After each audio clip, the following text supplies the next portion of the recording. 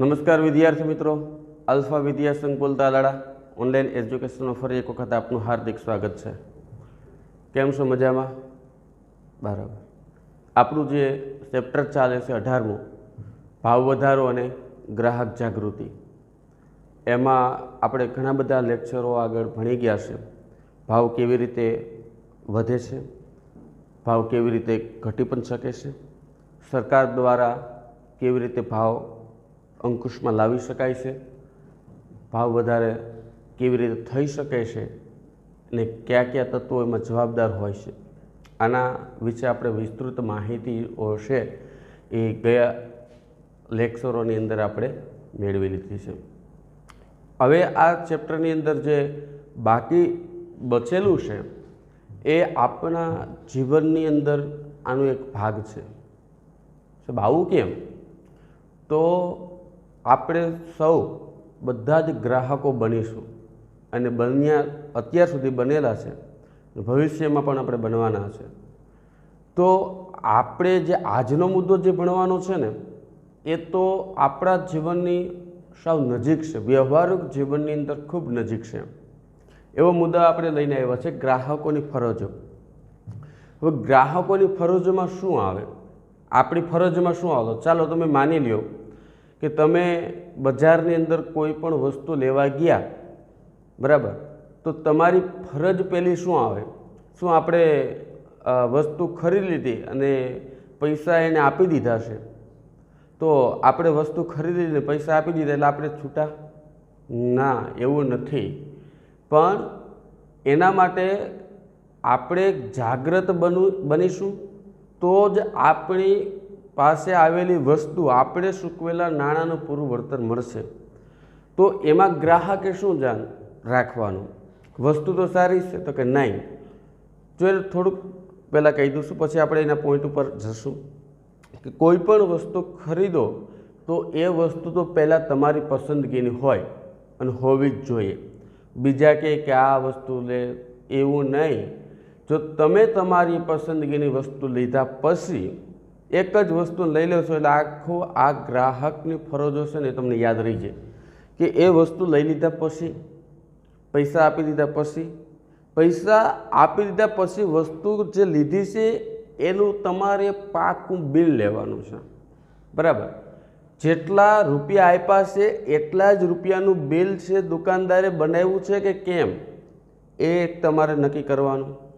Plus આપણે જે વસ્તુ લીધી છે એમાં કંઈ વોરંટી કે ગેરંટી આપી છે તો કે હા, તો એણે એમાં પાકું બિલ છે એની અંદર એને ઉલ્લેખ કર્યો છે કે ભાઈ આ 6 મહિના, વર્ષ, દિવસ, 3 વર્ષ કે 5 વર્ષની ગેરંટી, અથવા તો 2 વર્ષ કે 6 વર્ષ કે 5 વર્ષ કે જે આવતું એમાં વોરંટી, આવો ઉલ્લેખ એણે કરેલો છે તો કે બરાબર। એ જે દુકાનદાર છે એણે પોતાએ એ બિલ ઉપર પોતાનો જે દુકાનનો સિક્કો હોય એ સિક્કો અથવા તો જે સિગ્નેચર કરેલી છે કે કેમ, તો એ તમારું પાકું બિલ થયું। નહીતર શું કરે છે ઘણા દુકાનદારો, વસ્તુ ખરીદી લ્યો અને જેમ રફ બુકના પેજની જેમ પેજ હોય ને એમાં લખી નાખે કે ફલાણું ભાઈ ઓકે, તો એ તમારા માટે નુકસાનકારક સાબિત થશે। વોરંટી ગેરંટી હાથથી લખી નાખે, આવું નહીં। કોમ્પ્યુટરાઇઝ બિલ હોવું જોઈએ, પાકું સહી સિક્કાવાળું હોવું જોઈએ, તો તમે વસ્તુ જે ખરીદી છે ને એને જ્યારે પણ તમને એની સેવા ન મળી અથવા તો અપરિપક્વ થઈ છે ત્યારે તમે એનો ઉપયોગ સહી કરી શકો છો। તો આજે આપણે એવા જ મુદ્દા ઉપર ભણવાનું છે, ગ્રાહકોની ફરજો। આપણી જે ફરજ છે ને એ જોવાનું છે। જો આવું કર્યું એટલે ગ્રાહક સમજવાનું, કર્યો હશે ને ખરીદી સમજવાનું। ગ્રાહક ખરીદી વખતે ચીજ વસ્તુઓની કે સેવાની પસંદગી કરવી, જે તમે પોતાની વસ્તુ છે એ તમારે પસંદગી કરવાની, કોઈ દુકાનદાર કહે તો નહીં। બાકી તો કહેશે કે આ વસ્તુ આટલા નંગ આવ્યા હતા, આટલા સેટ આવ્યા હતા, એમાં માત્ર એક બેસો, એટલે આપને લાલચમાં નાખે કે લોકોએ આટલી બધી વસ્તુ લીધી હશે, એવું નથી। જો કોઈ પણ તમે ખુદ દુકાનદાર હો ને તો તમે પણ વસ્તુ વેચવાનો આગ્રહ રાખો કે ભાઈ આ ક્વોલિટી છે, આમાં કંઈ ઘટે નહીં. ઘણા મૌખિક ગેરંટી આપે, બરાબર, એમાં લખેલું જ હોય કે કોઈ પણ જાતની ગેરંટી આપવામાં આવતી નથી, પણ તો એ જ દુકાનદાર ગેરંટી આપે કે આમાં આ વસ્તુ લઈ જાઓ, આમાં 100% ગેરંટી, તમને ન ફાવે વાપરીને પાછી દઈ જવાની. તમે દેવા જાઓ ને પછી કહે કે અહીં તો કંઈ ગેરંટી જેવું નથી. તો આવી મૌખિક ગેરંટીવાળી વસ્તુ વેચાણ વધારે થાય ને એટલા માટે આપે, પણ એમાં તમારે પડવાનું નહીં. તમારી પસંદગી છે એ જ પસંદગી, બરાબર, અને એ તમારી હોવી જોઈએ. એના પછી એવું આવે કે ગ્રાહક જે ખરીદી કરતી વખતે એની વસ્તુની ગુણવત્તાઓ છે, કેટલી ટકાઉ મજબૂત છે એને જોવાની, આ વ્યાજબી ભાવની છે કે નહીં એ પણ જોવાનું. ભલે વસ્તુ સારી બ્રાન્ડ હોય, ક્વોલિટીની હોય, પણ એનો રેગ્યુલર બજારની અંદર જે ભાવ છે એ ભાવની તો છે કે એથી વધારે ભાવ લે છે, ઓછા લે તો કોઈ પ્રશ્ન છે જ નહીં, બરાબર.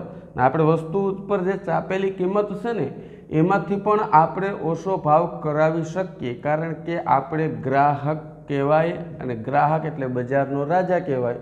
તો રાજા છે એ વસ્તુ ભલે રાજા ન કરતા હોય વસ્તુ પર ઓછો ભાવ આપણે કરાવી શકીએ. હા, એની ગેરંટીમાં આવે છે કે નહીં, એની વોરંટી એ પણ એમાં લીધેલી છે કે નહીં, એવી વેચાણ પછીની જે સેવાઓ છે એમાં તમારે ખાસ ધ્યાન રાખવાનું કે સેવા પૂર્તિ થાય છે કે કેમ.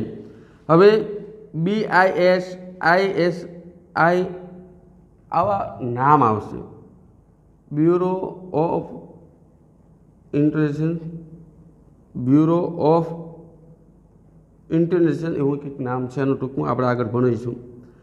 ISI, ઇન્ડિયન સ્ટાન્ડર્ડ ઇન્સ્ટિટ્યૂટ, આ એનું નામ છે. આ બધી બ્રાન્ડ વસ્તુ લ્યો ને તો એની અંદર આવે કે એંગમાર્ક હોય જેવા ગુણવત્તા માનક જે નક્કી થયેલું છે એ ચિહ્નવાળી નિશાનીવાળી છે વસ્તુઓ છે ખરીદવાનો આગ્રહ રાખવો, ઊભે પાલે નહીં. આવા ટૂંકમાં લોગાઓ મારેલા હોય. તમે કોઈ વસ્તુ ખરીદો ને, દાખલા તરીકે ક્રિકેટ રમવા માટેનું બેટ આવે તો એમાં MRF, તો એ MRF કંપની બ્રાન્ડ છે. પછી ગાડીઓની અંદર ટાયર આવે છે તો એમાં MRF, એવા તો ઘણા બધા પ્રકારના બીજા આવે.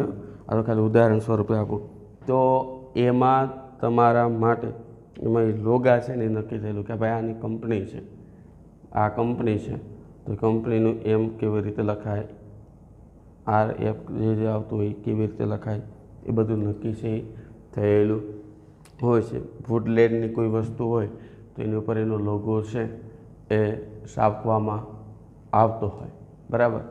જે પ્રાઇવેટ લોગાઓ ધારક હોય તો એવી રીતે એ પોતાના લોગાઓ છે એના ઉપરથી બ્રાન્ડ વસ્તુઓની છે એ નક્કી થતી હોય. તો એવી વસ્તુઓ જ તમારે ખરીદવાનો આગ્રહ છે એ રાખવાનો. એમાં પછી કંઈ કે વીજળી અથવા ઇલેક્ટ્રોનિક્સ, અત્યારે હરેકના ઘરની અંદર કોઈને કોઈ રીતે ઇલેક્ટ્રિક વસ્તુઓ છે એનો વપરાશ છે કરવામાં આવતો જ હોય છે. તો ઉપકરણો સ્ટાન્ડર્ડ કે બ્રાન્ડ જે વસ્તુઓ છે ને એને જોઈને જ ખરીદવાની, લોકલ નહીં. કારણ કે એ ક્યારેક સસ્તી વસ્તુઓ છે એ જોખમકારક પણ સાબિત છે થઈ શકે છે, બરાબર. ખરીદી સમયે અનેક વસ્તુઓમાંથી વસ્તુની પસંદગી કરતી વખતે તમામ માહિતી લેબર તેમજ જાહેરાત મુજબ ખાતરી કરીને ખરીદવી.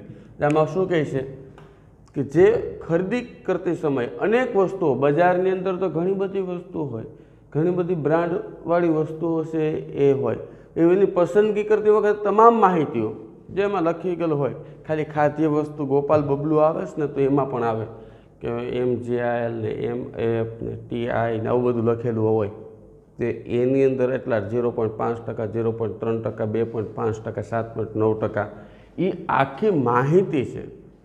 જો એક વખત ચેક કર્યા પછી આપણે 5 રૂપિયામાં એ વસ્તુ કોઈ ચેક કરાવવા જતા નથી, પણ ડાઉટ લાગે તો ત્યારે તમારે કરવાનું. લેબર પર જાહેરાત મુજબ અમુક વખત સેલ આ રીતે પડતો હોય તો એમાં જાહેરાત મુજબની વસ્તુઓ છે ને એ જોઈ અને તમારે ખાતરી કરીને ખરીદવાની, બરાબર. જો એ વસ્તુ ખરીદવાનો આગ્રહ રાખશો આવી વસ્તુ તો तो तमारे शोषण के छेतरावવાનો अवकाश है केवो रहेशे? ओछो रहेशे। ग्राहक तरीके तेना निर्णयों व्यवहार में जो आपणे ग्राहक छे तो आ IMP मुद्दो है। तो आटली वस्तु तमे खाली ध्यान राखशो ने तो तमे छेतरावવાનો अवकाश शून्य थई जशे। क्यारेक एवुं बने पण तमे शोषण से एमां थशे नहीं। तो निर्णय में व्यवहार में शाणपण એટલે આપણામાં થોડુંક આપણાપણું હોવું જોઈએ, બુદ્ધિપૂર્વકનું। તો વસ્તુ લેતા હોય તો બુદ્ધિપૂર્વકનું પહેલાં આપણે એને સાંભળવાના, બરાબર। પસંદગી તો આપણી જ છે પણ આપણે એને સાંભળવાના કે શું કહે। ગણતરી બાજ જેવી નજર રાખવાની કે આપણે ગણતરી એમાં વસ્તુ ખરીદીએ ને તેમાં પૂરેપૂરી વસ્તુમાં ગણતરી છે હોવી જોઈએ। તેમજ વિવેક દૃષ્ટિપૂર્વકનું વર્તન, વ્યવહારિક રીતે શુદ્ધ વ્યવસ્થિત વર્તન છે એમ હોવું જોઈએ।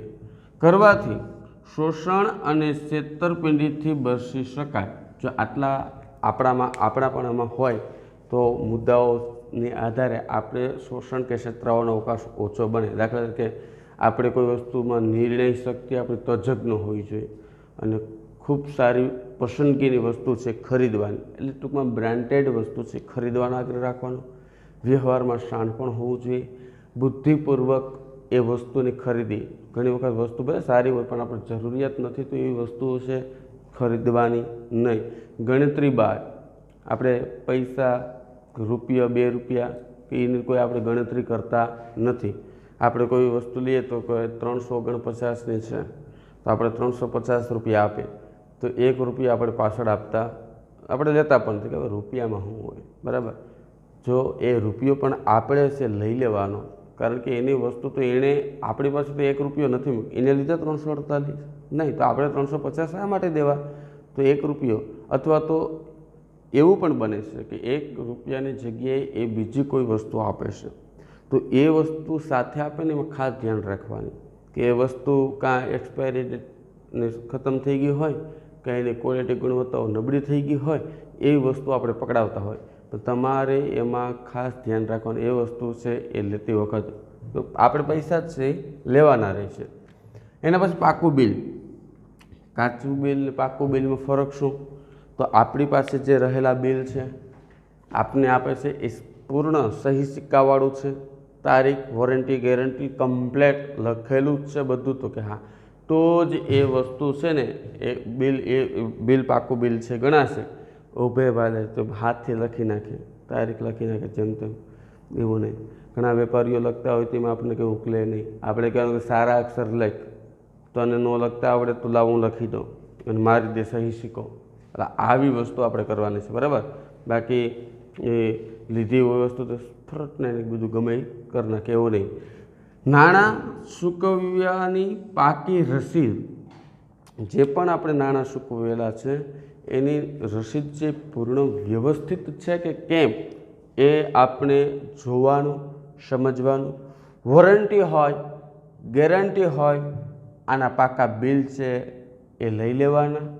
આ બિલ રહો તો એની પાકા બિલ ક્યારે ગણાશે કે જ્યારે દુકાનદારને સહી સિક્કાવાળા હોવા જોઈએ તો બિલ છે એને લેવાનો આગ્રહ રાખવાનો।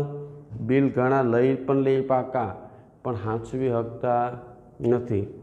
6 મહિનાની ગેરંટી આપી હોય, પીસ ટુ પીસ કોઈ વસ્તુ લીધી, મિક્સર લીધું છે અને પીસ ટુ પીસ 6 મહિનાની ગેરંટી, મિક્સર છે 6 મહિનાની ગેરંટીમાં 1 જ દિવસ બાકી હતો ને એ આપણું મિક્સર ખતમ થઈ ગયું તો દુકાનદાર પાસે જવાનું બિલ લઈને કે ભાઈ આ જો, એમ ના કહી શકે કે 1 દિવસ બાકી છે, એને બદલાવવી જ પડે એ વસ્તુ, બરાબર।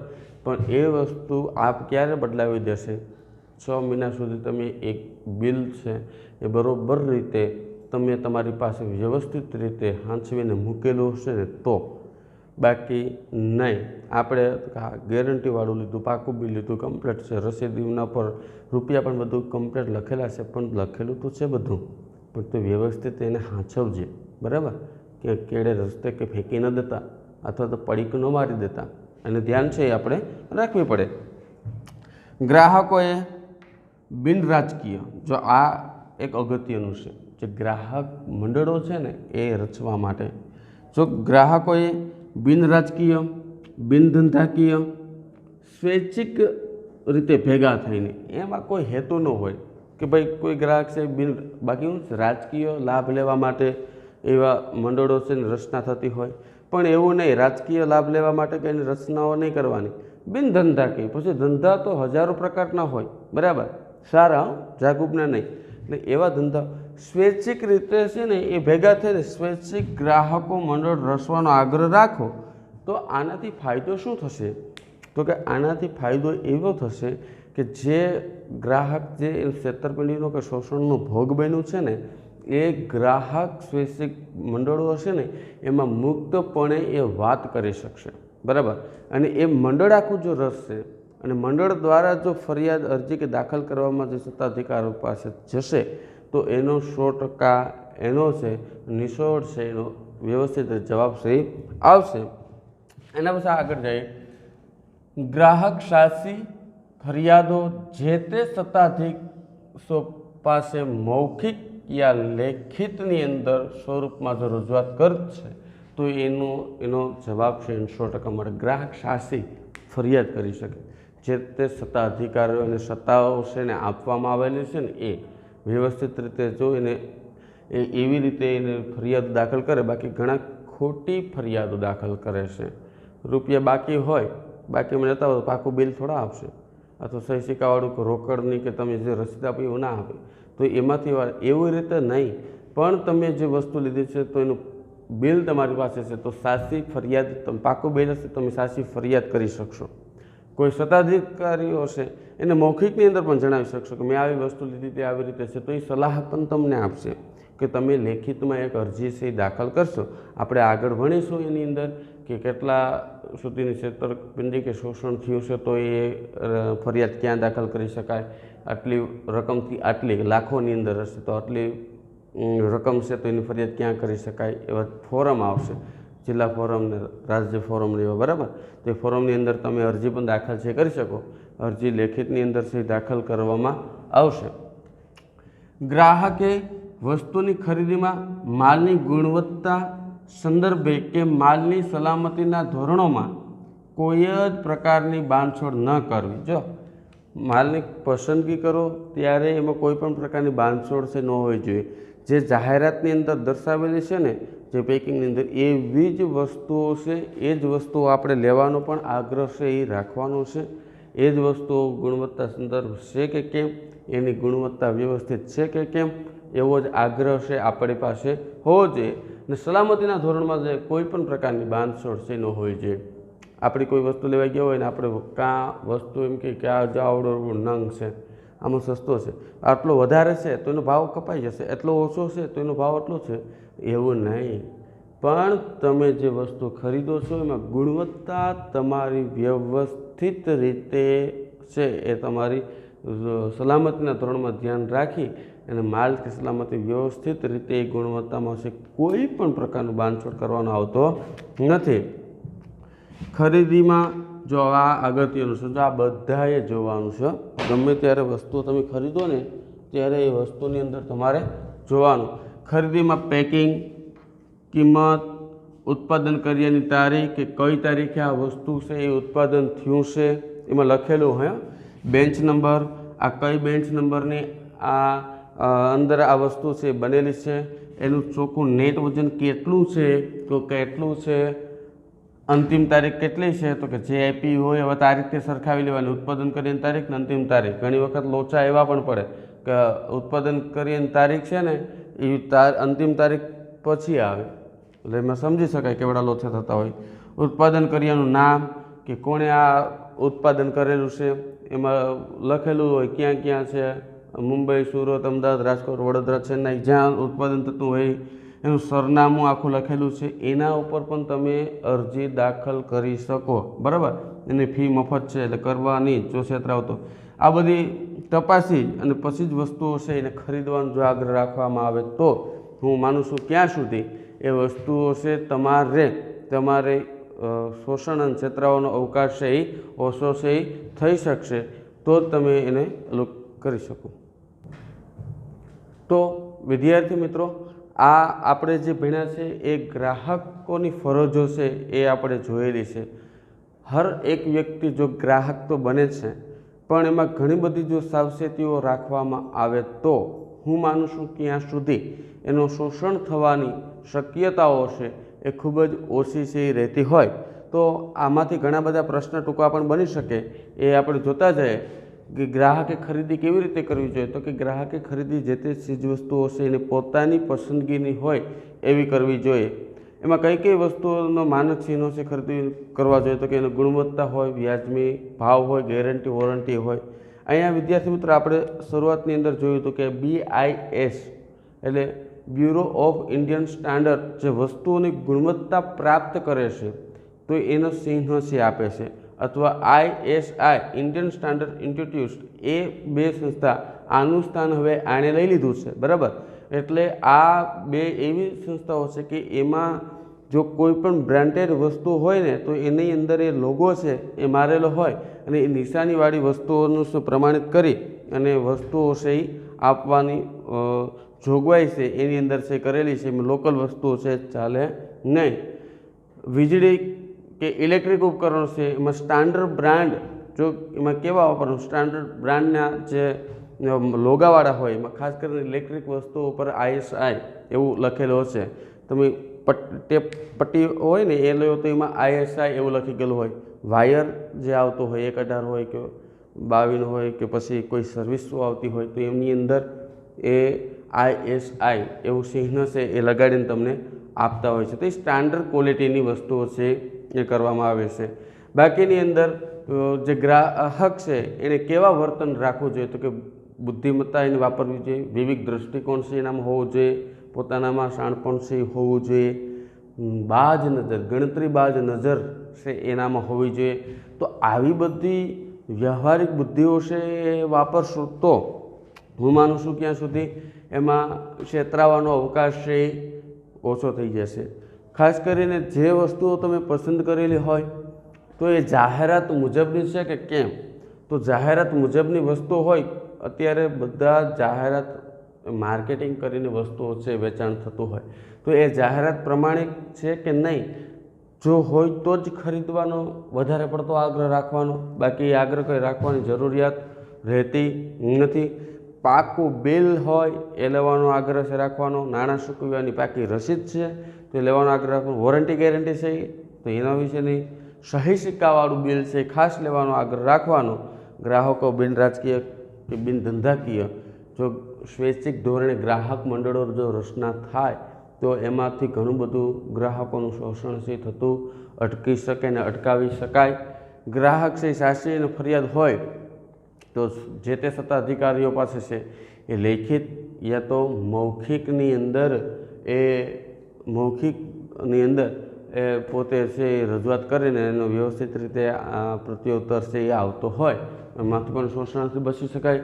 ગ્રાહક જે વસ્તુની ખરીદીમાં માલની ગુણવત્તા હોય સંદર્ભે કે માલની સલામતીના ધોરણમાં કોઈ પણ પ્રકારની બાંધછોડ ન કરવી જોઈએ। ખરીદીમાં પેકિંગ હોય, છાપેલી કિંમત હોય, ઉત્પાદન કર્યાની તારીખ હોય, અંતિમ તારીખ હોય, ઉત્પાદક કર્યાનું નામ હોય, એનું સરનામું હોય, આવી વસ્તુ જો ખરીદશો તો હું માનું છું ક્યાં સુધી કે એમાં તમે 100% જે શોષણ અને છેતરાવાની શક્યતાઓ છે એ ઘણી બધી એમાંથી તમે બચી જતા હોય છે। તો વિદ્યાર્થી મિત્રો આપણે આજે ગ્રાહકની ફરજો છે ભણ્યા છે। આ ગ્રાહકની ફરજો આપણે અડધી જ ભણ્યા છે, હજી ઘણી બધી ફરજો બાકી છે, બરાબર, એને આપણે ભણવાની છે। પણ એ પહેલાં આપણે છે લેસન થોડુંક આપી દઈએ કે ગ્રાહકોની ફરજો, ગ્રાહકોની કુલ 5 ફરજો છે એ જણાવો, એ લખવાનો પહેલો પ્રશ્ન, એમાંથી 3 પ્રશ્નો તમારે ટૂંકા છે એ બનાવવાના છે। નેક્સ્ટ લેક્ચરમાં ફરી મળીશું ત્યારે ગ્રાહકોની ફરજો અંગે જ આપણે ભણવાનું છે, પણ અહીંયાથી જે બાકી છે ત્યાંથી આપણે ફરી પાછું આપણે ચાલુ કરીશું।